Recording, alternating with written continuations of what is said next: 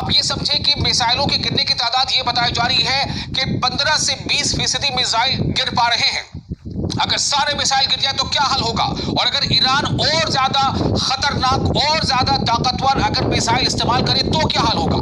ये हमले इतने जबरदस्त हैं कि कई इमारतों के परखच्चे उड़ गए हैं, लोगों में चीख पुकार मच गई है, लोग बदहवास होकर इधर उधर भागते नजर आ रहे हैं, कोई अपने सर पीट रहा है तो कोई बिना कपड़ों के दौड़ता नजर आ रहा है। लगातार बजते सायरन और ईरानी धमाकों से लर्जातारी हो गया है। सैकड़ों अफराद के जख्मी होने का अंदेशा जाहिर किया गया है। गुज़िश्ता रात जो हमले किए गए हैं उन हमलों ने यह एहसास दिला दिया है कि ईरान की बैलिस्टिक मिसाइलों की ताकत, सुपरसोनिक मिसाइलों की ताकत कहीं ज्यादा है। आप सोचिए, लगभग 2000 किलोमीटर का सफर तय करके जब ईरान अपनी जमीन से इस्राइल पर इस तरह के हमले कर रहा है, तो जिस इस्राइल को नाज था कि आयरन डोम से वो हर मिसाइल को इंटरसेप्ट कर लेगा, हालत तो ये है कि ईरानी जो इंटरसेप्टर्स है, जो आयरन डोम की जो टेक्निक है, एक खबर तो ये भी आ रही है कि उसे हैक कर लिया गया है। नतीजा ये हुआ है कि जो ईरानी इसरान यानी कि ईरान की जो मिसाइल है उनको इस्राइली इंटरसेप्टर मार नहीं गिरा पा रहे हैं, बल्कि इस्राइली इंटरसेप्टर्स के जो मिसाइल हैं वो खुद अपनी ही सिटी पर, अपने शहर में गिर जा रहे हैं। ये भी कहीं ना कहीं बहुत ज्यादा नुकसान पहुंचा रहा है इसराइल को। तो जिस तरह के हमले हुए हैं इससे साफ जाहिर है कि हलाकतें भी हुई होंगी। ईरान के हमलों में इस्राइली मिलिट्री इंटेलिजेंस डायरेक्टोरेट में धमाके के बाद आग भड़क उठी है। जी हां, गौर से सुनिए मैं क्या कह रहा हूं। मैं ये कह रहा हूं कि ईरान के हमलों से इस्राइली मिलिट्री इंटेलिजेंस डायरेक्टोरेट में धमाके के बाद आग भड़क उठी है। वहां भी आसपास के इलाकों में अफरा तफरी का आलम रहा। यहां तक कि मोसाद के ऑपरेशन सेंटर में भी, मोसाद और बहुत मशहूर है, आप कई बार सुन चुके होंगे, मोसाद जो उसकी खुफिया एजेंसी है, मोसाद के ऑपरेशन सेंटर में भी आग भड़क उठी। अब जरा अंदाजा कीजिए कि मोसाद के ऑपरेशन सेंटर में आग का मतलब क्या है। आप समझ सकते हैं, ये बिल्कुल ऐसा ही है जैसे इस्राइल को दौराने जंग जबरदस्त धक्का लगा है। पासदाराने इनकलाब जो ईरान की जो आर्मी है, पासदाराने इनकलाब ने कहा है कि हमने तेल अवीव में सेहूनी हुकूमत की फौज की मिलिट्री इंटेलिजेंस और ऐसी कई जो उसकी शाखें हैं, जिसमें से एक का नाम है अमान, और सेहूनी हुकूमत की दहशतगर्द कार्रवाइयों की मंसूबाबंदी के मरकज को, जो सेंटर है जहां पर प्लानिंग होती है ईरान के खिलाफ, या जहां प्लानिंग होती है इसराइल की हर उस इलाके के खिलाफ जहां पर इसराइल को हमला करना होता है, उस मरकज को, मोसाद के उस मरकज को निशाना बनाया है जो इस वक्त आग की लपेट में है। ये ईरान का दावा है। और ईरान ने जो हमले किए वो कहां किए, सोचिए जरा। इसराइल की दारकूमत तेल अवीव में, हाइफा में जो बंदरगाह का शहर है, जो पोर्ट सिटी है, जबरदस्त नुकसान पहुंचाया है। ऑयल रिफाइनरी में लगातार आग लगी हुई है। ऑयल रिफाइनरी, जी हां, ईरान ने बिल्कुल ठीक टिट फॉर टैट, यानी अगर इसराइल ने अपने हमले में ईरान के ऑयल रिफाइनरी को नुकसान पहुंचाया था तो ईरान ने उससे ज्यादा नुकसान इसराइल की ऑयल रिफाइनरी को आग लगाकर, यानी कि वहां धमाके करके किया है। मकबूजा बैतुल मक़दस के आसपास के जो इलाके हैं उन इलाकों में भी जोरदार धमाकों की आवाजें सुनी गई हैं, यानी जबरदस्ती जो जमीनें फलस्तीनियों से छीनी गई थी और वहां पर सेटलर्स, या वहां आबादी जो है वो तैनात की गई थी यहूदियों की, सेटलर्स की, उन लोगों को वहां पर अब रहना मुश्किल हो रहा है। वो सांसें नहीं ले पा रहे हैं, जबकि इसराइल के मुख्तलिफ हिस्सों में हवाई हमले के सायरन बजने लगे हैं और फौज ने ईरान की जानिब से मिसाइल दागे जाने की वार्निंग दी। उन हालात के बीच भी वहां अफरा तफरी मच गई, यानी कि बाज़ाब्ता एक तरफ तो ये खबर आ रही है कि जो सेटलर्स हैं वो वहां से भागना चाहते हैं, क्योंकि आपको याद होगा हमने पहले भी बताया था कि ईरान के जो फौजी अफसरान हैं उन्होंने ये धमकी दी है कि जो मकबूजा इलाके हैं, जो फलस्तीनियों से छीने गए इलाके हैं, उन इलाकों को खाली कर दो, उन इलाकों में आप रहने लायक हम उसे नहीं छोड़ेंगे, उन्हें खाली कर दिया जाए। उन्हीं इलाकों पर जबरदस्त हमले उन इलाकों पर भी हुए हैं। नतीजा ये है कि वहां से लोग भागना चाहते हैं, लेकिन जो खबर आ रही है उसके मुताबिक इसराइल ने चूंकि एयरपोर्ट्स बंद कर रखे हैं तो इन्हें बाज़ाब्ता जो फौज को ये अहकामात दिए गए हैं कि वो इन लोगों को कहीं दूसरी जगह भागने ना दे। अब सोचिए क्या हालत है। फौज ने एक बयान में कहा है कि थोड़ी देर कबल ईरान से मिसाइल दागे जाने की निशानदेही के बाद इसराइल के मुख्तलिफ इलाकों में सायरन बज उठे। ये हालात थे जब वहां पर ये लगा कि लगातार इसराइल की सरजमीन पर ईरानी मिसाइल गिर रहे हैं। इसराइली फौज के एक एहलकार ने ये पुख्ता बात आपको बता रहे हैं। एक एहलकार ने ये तस्दीक की है कि ईरान की जानिब से ताज़ा हमलों के दौरान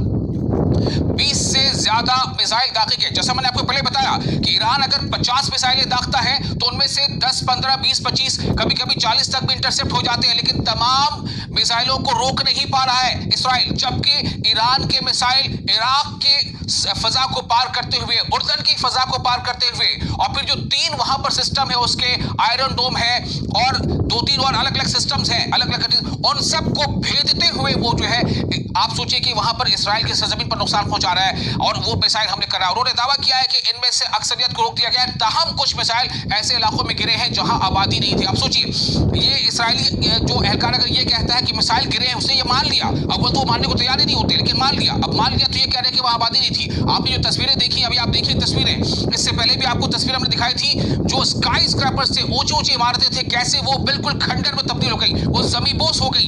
इसराइली पुलिस ने भी एक टेलीग्राम बयान में ईरानी मिसाइल हमले में नुकसान की तस्दीक की है। तो तेल अवीव, हाइफा और जो बैतुल मक़दस के आसपास के मकबूजा इलाके हैं जहां पर जबरदस्ती फिलिस्तीनियों की जमीनों को छीन करके वहां यहूदियों को बसाया गया था, उन तमाम इलाकों पर जो है ये हमले हो रहे हैं। और बिल्कुल उसी ढर्रे पर जो कहा था, जो ईरान के फौजी अफसरान ने कहा था कि आप मकबूजा इलाके को खाली कर दो, क्योंकि वो इलाका हम रहने लायक नहीं छोड़ेंगे। जिस तरह से उसी पर अमल करते हुए ये इतना बड़ा हमला किया गया है। फायर जो रेस्क्यू सिस्टम है, फायर रेस्क्यू सिस्टम, उनके लोग भी कह रहे हैं कि तेल अवीव के इलाकों में मिसाइल हमले हुए हैं और आग की रिपोर्ट्स हैं। आप सोचिए, वो मान रहे हैं। दूसरी बात ये भी सामने आ रही है कि वहां पर बहुत सारे ऐसे जो मीडिया के लोग हैं उन्हें पहुंचने नहीं दिया जा रहा, वहां की सही हकीकत को जानने की से बचाने की कोशिश हो रही है। जबकि कुछ लोग ऐसे हैं जो सहाफी हैं, जो रिपोर्टर्स हैं, वो अपनी जान की परवाह किए बगैर वो अपने फर्ज को अदा कर रहे हैं। सोशल मीडिया से जानकारी मिल रही है आपको, जो हम जानकारी दे रहे हैं बहुत सारी इंटरनेशनल जो एजेंसीज हैं, चाहे वो रॉयटर्स हो, एएफपी हो, कई सारे ऐसे एजेंसीज हैं, उनके हवाले से हम आपको खबर नहीं बता पा रहे हैं। तो ये लगभग हालत है।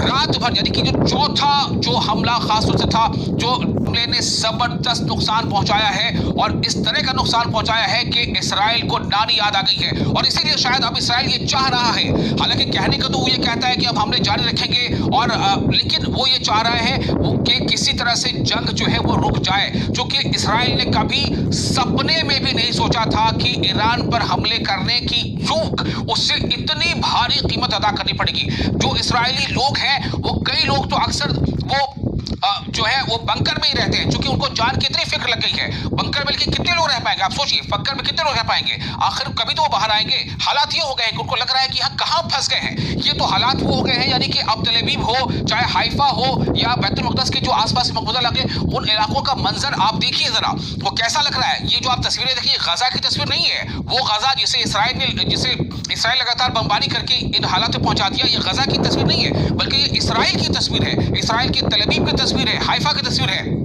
आपको बता दें कि ईरान ने दिन भर की इसराइली जारहियत के बाद चौथे रोज भी जो ऑपरेशन किया, कि जो था ट्रू प्रॉमिस 3, ईरान ने अपने जो मिशन का नाम क्या रखा है, ट्रू प्रॉमिस 3, ऑपरेशन वादा सादिक 3 के तहत जवाबी कार्रवाई करते हुए मकबूजा इलाकों पर जदीद यानी मॉडर्न बैलिस्टिक मिसाइल छोड़े हैं, लॉन्च किए हैं। जबकि रात भर जो है इसराइल में बड़ी कार्रवाई का वहां पर ये देखा गया कि किस तरह से रात भर वहां पर लगातार ये कहा गया था कि हम रात को जो है वो दिन बना देंगे। ये धमकी थी ईरान की, ये वार्निंग थी कि हम रात को रात नहीं दिन का नजारा पेश कर देंगे रात को। बिल्कुल उसी तरह से तेल अवीव, हाइफा के जो आसमान है वो लगातार जो मिसाइल के गिरने से, आग के धमाकों से, आग की शोलों से बिल्कुल रोशन हो रहे थे, ऐसा लग रहा था कि दिन का नजारा हो। तो ये एक धमकी थी। ईरान की जानिब से ताजा तरीन कार्रवाई तकरीबन जो रात के 1:20 पर की गई है, और ईरान ने मजीद कई मिसाइल इसराइल की तरफ दाग दी है। आपको ये बता दें कि मकबूजा फिलिस्तीनी इलाकों में ये मिसाइल दागे गए हैं, वहां भी खासतौर से ये किया गया है, चूंकि इसराइल का जब ये दावा हुआ था कि तेहरान आप खाली करो, तो उसके जवाब में ईरान की तरफ से कहा गया था कि आप जो है तेल अवीव खाली करो, आप जो है आप वहां वो इलाका अब रहने लायक नहीं बचेगा।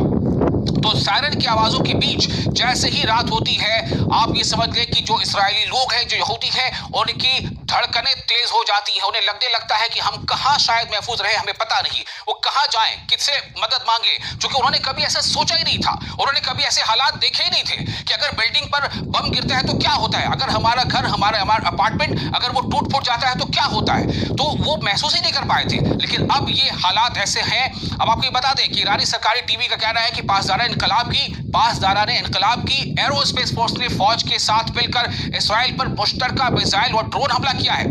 तो ऐसी तमाम हमले से अब जो है वो इसराइल बिल्कुल ऐसा लग रहा है कि वो बस चाह रहा है किसी भी तरह से अब जो है वो सीजफायर हो जाए, जंगबंदी हो जाए।